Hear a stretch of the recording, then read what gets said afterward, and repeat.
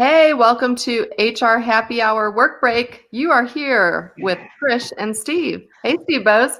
Hey, Trish McFarlane, how are you? Good to I'm see good. you. Good to see you. I've How been is your watching. little vacation going? It's going great. I'm in Colorado, and I've been watching the great job that you all have been doing on the work break without me. So it's been fun. Well, great to have you back. This is fun. Good. Well, I'm still here for another few days.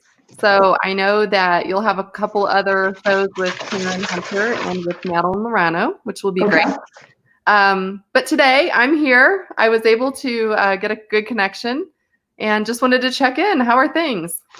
Good. Yeah, it's been busy already. It seems like a long week. We talked about yesterday, Monday. It was like, oh man, it was a heavy Monday. I think we did the work break show at like 5 o'clock, and Oh my gosh. man, it was Monday all day. And it feels like, honestly, today is still Monday. It's been, yeah, not an awesome week so far, but hopefully it's going to pick up. I saw something interesting, What's Trish. I went to the grocery store. okay?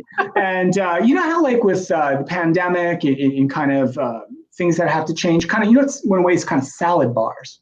Right. Right, salad bars went away, and this is a better visual than it is a story. But anyway, when I was in the grocery store, and I guess they had a salad bar there, and the salad bar is still there, Sure. but there's no salad or salad adjacent items in it any longer. But the physical thing is still there.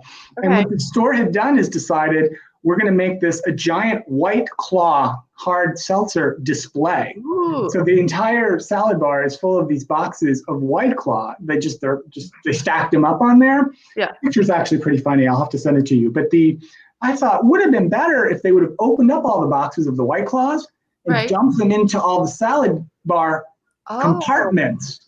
Then you could just graze through the White Claw bar and make yourself like a platter. Well, that would have worked great. And they didn't do that. So I don't know why that struck my mind. I was just saying, I wrote it down because it was funny, and I had to take a photo of it.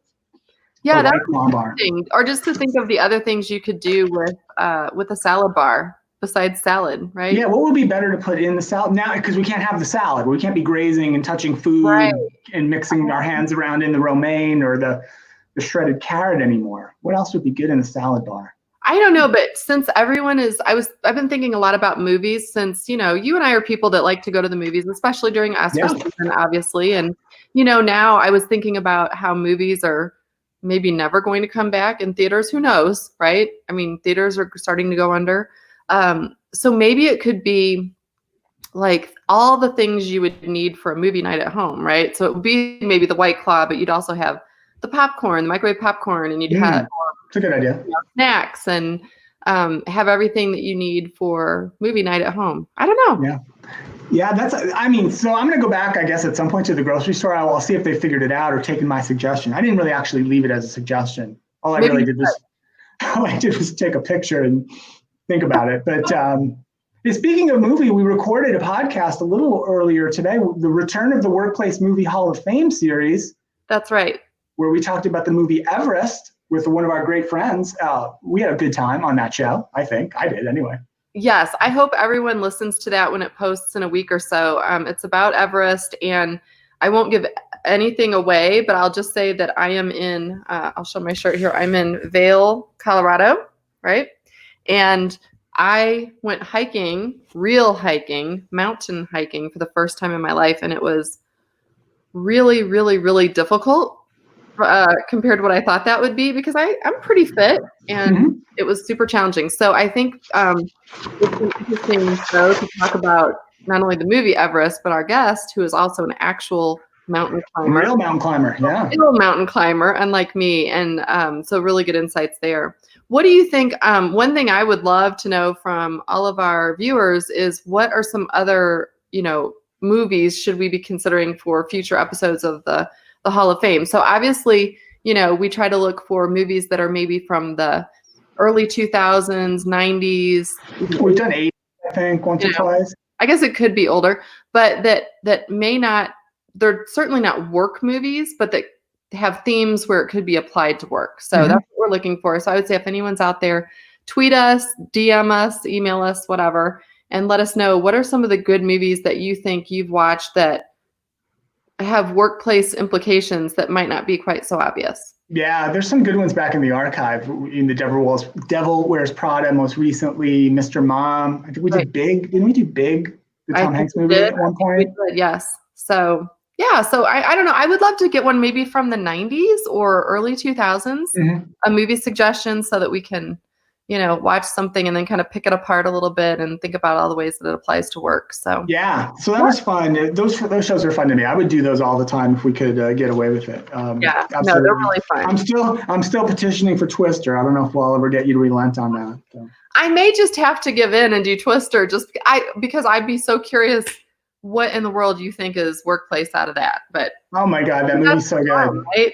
It's just a great movie. I'm just going to try to shoehorn it into the format, I think, because the movie's so great. All right. Well, all right. Why don't we just say, I will commit. I'm going to do it today. I'm going to commit. All right. We will commit to Twister? We'll do Twister the next one.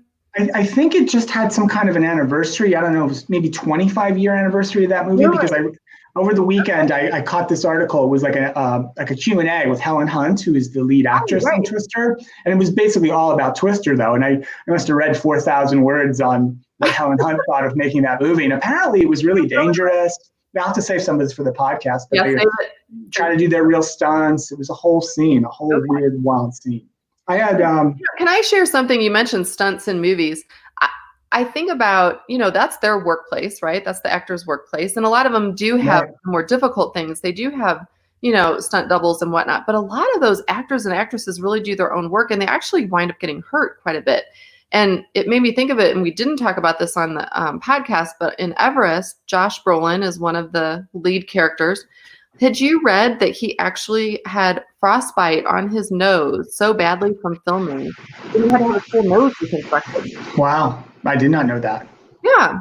So yeah, because they were really out somewhere. I don't know if they were on Everest really for sure, but they were up somewhere, like for real, right? Yeah. So he was, here they're really in the elements and that sort of thing. The other one I recently rewatched the other night was Joker. Okay. We watched that with my daughter, and that was one obviously that won some Oscars, and we had watched that a while ago. But rewatching it, I picked up on a lot more that I had missed. But also just the physical changes that Joaquin Phoenix went through for that role. Again, when you think about our jobs, I mean, some days jobs are tough for a lot of us out in the world, but are they really that tough? We're not dropping 50 pounds to play a character, right? Yeah. I know those kinds of transformations are always a little off-putting, and they're scary a little bit, and they're not really healthy either, right? And sometimes they go up in weight and they'll go down in weight. Yeah. That's crazy. Hey, I got a more practical question, something that came up. This is, and you don't know this question's coming, but I think I know the answer, but I'm gonna ask you the question anyway. Oh gosh. I got a FedEx delivery of a couple of small boxes about an hour ago, and it's addressed to some other person who does not live here and who is not me. So what do I do? And the address though, it's this address. Oh, so it's not, they took them to the wrong. Do I call FedEx up and they come and get them? You call FedEx, they'll come pick that right back up. Do I shake the box at all? Do not shake the box. Do I look at the return address? Could it be anything I'm interested in? All right, I won't do that. Stop that.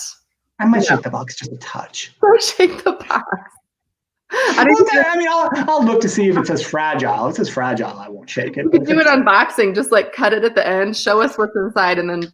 But don't you get curious about it, like a little bit? Like, wonder what's in this. I probably would be curious, but. Yeah, I told this story the other day when Karen was on the show. You didn't hear it probably, but the neighbor who I've never met, I don't know their names, had a piece of my mail.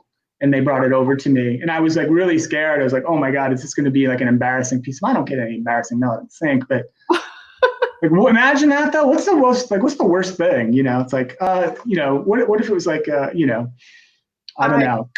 I was worried though, a little bit, touch worried before she handed it over. I don't know even nowadays. You know what?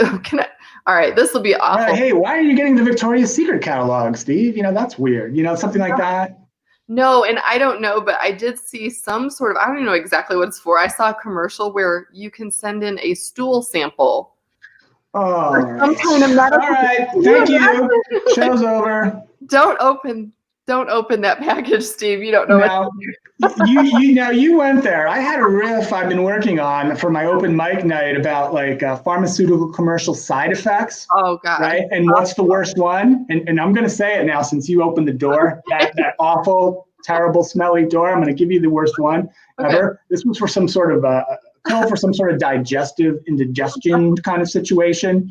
Yeah. And one of the side effects, I'm not making this up, that they say out loud on the commercial. Meanwhile, while the woman's frolicking in the park, enjoying her life, one of the potential things that could happen to this woman having the time of her life is, I wrote it down, so I'm going to read it, increased bowel movements, an urgent need to have them, and an inability to control them. And I'm thinking to myself, Trish, I don't care how bad my indigestion is, I am going to take my chances with it. Just to make sure that awful side effect doesn't befall me just anywhere in the world I may be, in a car, on an airplane, at work, in the movie theater. You crack me up. And the inability to control them. I'm sticking with indigestion. That's it. I only said all that joke because you brought it up. You opened that awful door. I asked for it. So, all right. Well, on that happy note. On that disgusting note, I hope people are still watching. I've made me laugh. I don't care. Tweet us what the worst commercial, and you know what? What's the worst? We always show those during dinner.